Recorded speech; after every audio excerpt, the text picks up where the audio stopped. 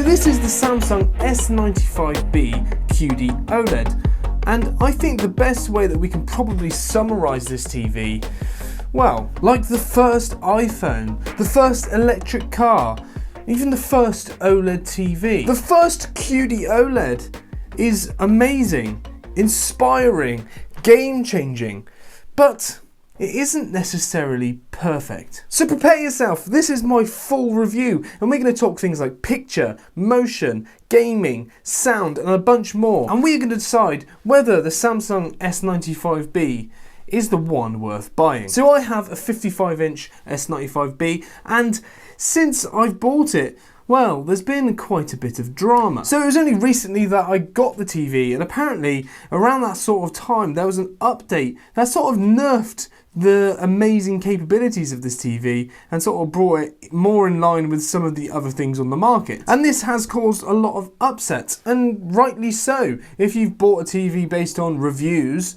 where the TV was better than it is now, then that's not really fair. Luckily, this review has been done after that update, and I'm doing it based on the 1303 update. So hopefully this video will be accurate for you. So now let's forget about all that and put it to one side. Let's take a look at the TV. First of all, this is Samsung's first ever QD-OLED, and that also being one of the first ever QD-OLEDs ever made. There's only two QD-OLED TVs that have been released this year, and that is the Sony A95K and the S95B from Samsung. And your first question might be, what is the difference between QD-OLED and OLED? And it's fairly simple. Essentially, with a regular OLED, you'd have a pixel that is white, and that would go through a sub-pixel that would transform that colour to either be green, blue or red. And there's also a subpixel for white to sort of enhance some brightness in the areas it's needed. With a QD-OLED, however, it has the sort of blue OLED base, and then quantum dots that Samsung have brought from their quantum dot TVs have been brought in to handle the colour. And so instead of having that filter that sort of filters out colour, it just uses all of the brightness to produce the best, most vibrant colours that it can. So this technology, in theory, should be brighter and should be more vivid than something like an LG C-Series OLED. And I've got to say, that is also the same in reality. Now, this TV is probably quite clearly one of the brightest OLEDs I've ever seen. It is actually unbelievable. And I'm saying this after this apparent brightness nerf update. So if you are concerned that that is going to be an issue and that this update is actually undone all of the good work Samsung have done, that is just not the case. It's still a fantastic, very bright, very vivid TV. Now, I am just going from my personal experience, but the brightness on this thing is absolutely fantastic. In HDR, it jumps up another level, and this TV can handle a massive array of brightnesses. But also, the color capabilities of this TV are also fantastic. And when the brightness is getting high, you can get really bright, vivid colors, as opposed to on some of the regular old-fashioned OLEDs, where if it gets really bright, the colors start to get a bit washed out. Now, I would say that the settings out of the box are a bit naff. Now, that's not to say that none of the preset modes are good. I actually found the filmmaker mode was very color accurate. The problem is that it did take away some of the perceived brightness. So if you're looking for a TV to be amazingly bright and vivid, you're going to have to sacrifice a little bit of color accuracy at some point. I would say if you're keeping it really simple, standard mode probably gives you the best of both worlds. Filmmaker mode is probably the most accurate, and then the rest of them are just completely off. And we'll get onto game mode in a minute, because game mode, the picture settings were terrible. Now, I'll probably do another video where I go into more detail on the exact color settings that I think you should go for. I would say if you're looking for accuracy, filmmaker mode is probably going to be the way to go. But I think on the standard mode, you could do a little bit of tweaking to get a bit more accuracy whilst also having a nice, bright, vibrant image. So do stay tuned for that video. Now, a couple of basic things. This TV is 4K and it handles 4K footage fantastically. It also handles 1080p stuff pretty good. I would say it's not the best thing on the market for upscaling, but it does handle it to a fairly decent degree. Now, I mentioned earlier how good the HDR was on this. The TV does support HDR10+, which means you get a fairly good array of colors.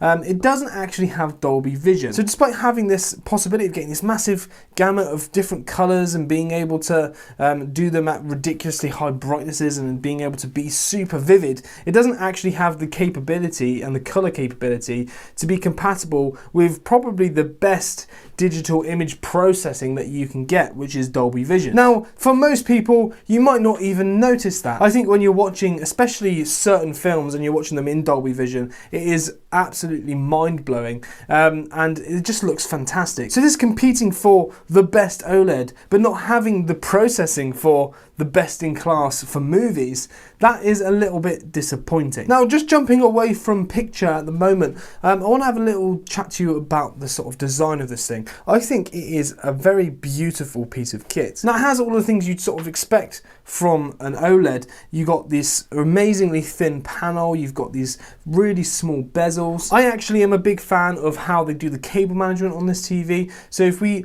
go around the back of the TV, you can see there's this area where they do all of the sort of computing and processing in this back unit, and you can also use that unit for your cable management. So once you plug all your cables in, you can sort of cover it all up and make it look nice and tidy. So if for any reason your TV's in a place where people will see the back of it, it's not going to look messy and out of place. And it keeps all of the wires in that center stand, which is a really nice stand in my personal opinion. And also, when you set up the stand, you don't have to do any annoying screwing or anything like that. It just sort of clips into place with these sort of levers, and that is really, really useful. So I think design-wise, this thing gets top marks. It doesn't come out too far away from the wall either, which means if you do have it wall mounted, it's not going to stick out like a sore thumb. It is going to be fairly flush against the wall. It's not going to be as good as how LG do it with the Gallery series OLEDs. Now, another bit of nice design work that Samsung have done is with their remote. They have two remotes that come with the TV. One of them is a sort of bog standard remote that you'd expect to get from a Samsung TV. It's got all of the functions you want and the shortcuts that you need to get to where you want to get to, but it looks a bit horrible and it's not the nicest thing to have sat on your side. And if you're wanting a really premium experience, it just doesn't really feel like that. But they do have a premium remote. Now, you do sacrifice some of the functionality of the other remote for it to look good. There's a lot less buttons, which is a short way of saying that. It means that you have to sort of hold buttons where you wouldn't normally have to hold them in order to access certain things. I mean, the remote feels really nice in your hand. It charges via USB-C, so you don't have to replace batteries. It also actually has a solar panel on the back, so it can charge from the sun, which means you don't even need to ever plug it in theory. But I did find it was missing some of the buttons that I expected there to be, like a source button or a settings button, and it's got them, and you can use different buttons to get to those areas on the TV, but it's just a little bit more complicated and it's not as simple. So despite this being a simpler remote, it's actually a more complicated remote, if you get what I mean. Now, speaking of things being annoyingly complicated, I am going to get into the operating system. This TV uses Samsung's Tizen software, which is not my favourite, I've got to be honest. It just seems a little bit cluttered with things I'm not that fussed about. And also, it just feels like everything is a bit of a challenge to get to. You sort of have to go the long way around to get anywhere you want to get to. So if you want to get to the picture settings, you have to press a button on the remote which handles both settings and numbers. It brings up a set of numbers that you can type in to like change channel, for example. But then you have to go from that menu into the settings menu. That then brings up a settings shortcut bar, and that wasn't really a shortcut because I had to go the long way to get to there. And then from that shortcut bar, you can then bring up the main settings menu. So it just seems a little bit long to get to where you want to get to instead of just pressing a settings button. Now, the Tizen software on this TV does have features that I really like. It's got picture-in-picture and split screen mode, which means that you can have someone watching the news or TV whilst someone else is playing on the Xbox, for example. And I think that's a really useful feature, and it's not a feature that a lot of TVs actually miss out on or just don't implement very well. So thumbs up to Samsung for doing that. One of the features as well that you have is they have a gaming mode on their homepage. So you can access all of your games from that menu on the TV. You don't actually have to load up your console. And that is good for a few reasons if you have multiple consoles or if you're doing cloud gaming. So you can actually do cloud gaming through the apps on this TV. It means you don't have to store the game or any of the processing needs to be done on the TV, or a very small amount of it does, and it just sort of brings it in from the internet. Now, you're never going to get the best gaming experience doing cloud gaming. But if you don't want to have to get a console and you still want to be able to play these games, well, this gives you an opportunity to do that. It's really, really, really useful. Now, quickly back round the TV to the back, we're going to have a little chat about some of the ports. So on the back, we have 2 USB ports. We've got 4 HDMI 2.1 ports, which is very, very good and allows us to have multiple consoles running at maximum output, as well as a eOC port used on the TV. That is really, really useful, and most TVs don't have that, so thumbs up to Samsung. We also have an Ethernet port, so if you want to get the maximum internet speed into this thing, you can do that. You do have an optical audio output as well if you have a sound system that requires that. Personally, I would use the eOC port, and because you have the extra HDMI 2.1s, I would always use that, because you're never going to be using all 4 of those HDMI ports for HDMI 2.1. And then we get our sort of standard aerial coaxial ports on there as well. I think this TV is brilliant. It's probably one of the best for connections, similar to how LG do their OLEDs from the C2 upwards. I think this one is going to be on par with that for compatibility. So, motion on this TV.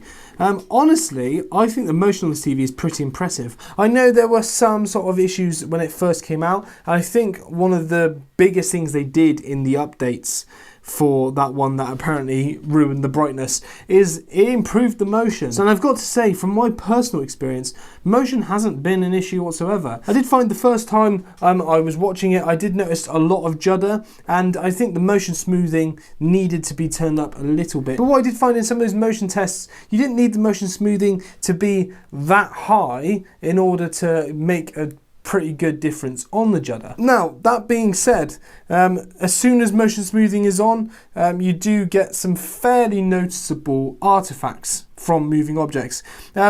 When the settings are quite low, it's not massively noticeable in actual content. So I do need to be that aware. When you do these motion tests, it makes it a lot more obvious than if you were just watching an episode or something. But that being said, the artifacts were still there. So it isn't a perfect TV for handling motion when you're doing things like motion smoothing, but it does a fairly good job. Now, if you're someone who gets really bothered by soap opera effect, that I didn't necessarily find an issue with the smoothing turned on, but I don't turn it that high. As soon as I can sort of eliminate most of the judder, that's pretty good for me, and I don't really need it to go any more than that. Now, another thing that can be quite distracting when you're watching TV isn't necessarily a part of the inner workings of a TV itself, but is reflections.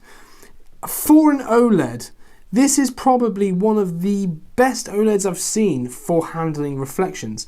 Now, it doesn't mean it handles reflections as well as some of the better TVs for doing that, but it does a pretty good job. There is anti-reflective coating on the TV, and that has pros and cons. So for example, with LG's TVs, the reflections aren't great, but there is not any coating on the display. It's just that sort of easy gloss finish, which means when you've got blacks, they are perfect blacks.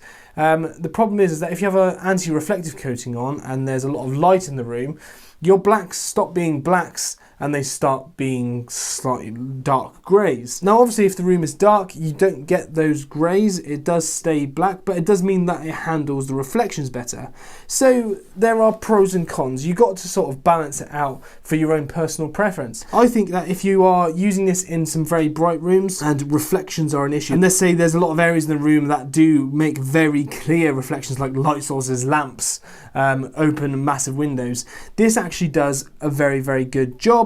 If you compare it to some of the other competition, it is probably a lot better at handling reflections, but it does take away from that wow factor you get on the OLED that gives you that sort of perfect black. So do bear that in mind. You're going to have to come up with some sort of compromise there. Now, gaming on this TV. I've actually done a separate video just going into gaming in quite a bit of detail, but to summarize it, I have to say this TV is absolutely fantastic. It has everything that you would want it to have for gaming. It's got things like FreeSync and G-Sync, VRR, it's a 120Hz panel, and it's got all the HDMI 2.1 ports. So it handles gaming really, really well. I would say that some of the picture settings need adjusting when you go onto it, because game mode is just ridiculously vivid.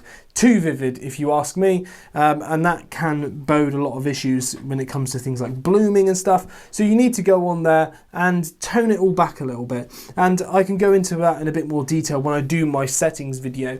But I would say that gaming on this TV is as good as the LG gaming TVs, and that says a lot, because those TVs, especially last year, it was out and ahead by a mile for gaming. So the fact that this is caught up with it, well, caught up, it wasn't there last year, so the fact that the Samsung have jumped in to be near the top with the LG, I think that's massively impressive. But gaming is super fun, they're really compatible. The only thing that this one doesn't have for gaming, like with the rest of it, is Dolby Vision. So if you're playing games, for example, like Forza, that are Dolby Vision games, you're going to miss out on that.